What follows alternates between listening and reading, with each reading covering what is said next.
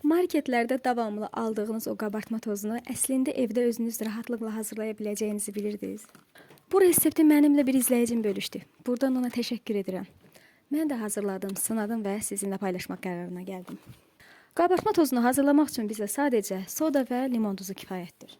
İkisindən eyni bərabər ölçüdə götürürük. Misal üçün 1 qaşıq soda, 1 qaşıq limon duzu və yaxud da 3 qaşıq soda, 3 qaşıq limon duzu götürüb bir qabda yaxşıca qarışdırırıq.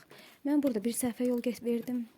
Adi bir qabda bunu qarışdırdım. Amma siz çalışın bunu yağlı bir kağız üzərində, yəni perqament kağız üzərində etməyiniz daha yaxşıdır ki, o sonra çünki əriyir, reaksiyaya girir, əriyir, quruyur və qabdan qopması biraz çətin olur. Amma yağlı kağızdan rahat qopur.